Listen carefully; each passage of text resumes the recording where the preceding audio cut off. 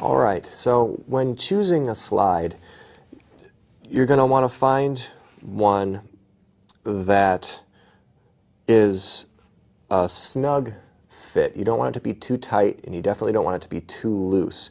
So the one that I have here, this is actually it's called a Sly Devil bottleneck slide, and all they do is lop off the end of a wine bottle, polish off the top, and boom, you've got a slide. And this is something that you can purchase, or this is something you can make on your own. There's a wide variety of slides on the market.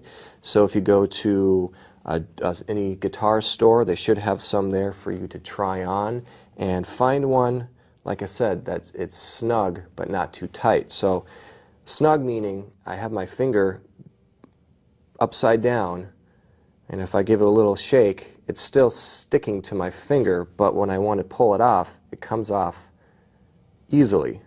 So the reason being that you don't want it too loose is that when you're playing and you're moving it back and forth, if it's wobbling back and forth, you end up fighting with the slide, and you spend more time worrying about keeping the slide on your finger than actually spending time playing with the slide. And you want to make it as easy as possible for you, so you don't want to have one that you're fighting against.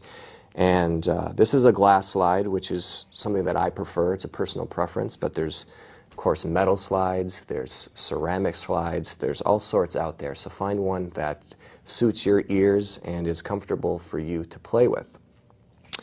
I also use plastic finger picks, thumb and two fingers, although a lot of the songs that we're going to be looking at really only need the two fingers, but my habit is, the thumb and the first, but my habit is to have one on my second finger as well. I go for the plastic ones because I like the way that they feel more so than the metal ones, and I also actually like the tone that they produce. I do a lot of bare finger playing, and I actually prefer that sound, so these are kind of splitting the difference between your fingers and the use of a pick.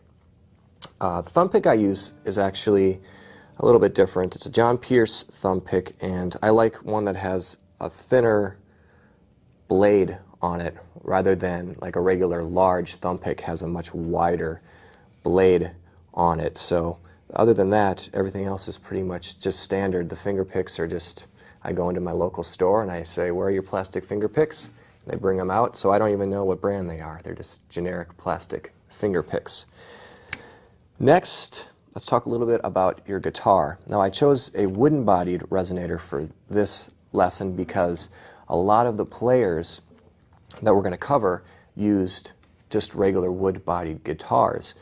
Some of them did use National resonator guitars, but I would say the majority of them actually played a wood-bodied one, so I kind of just split the difference again and went with the wood-bodied El Trovador National Resophonic resonator. And you certainly don't need a resonator guitar to play slide guitar. As I mentioned, a lot of the players just used wood-bodied resonators, so having a resonator guitar doesn't mean that you're more authentic in the approach and the playing style of the players.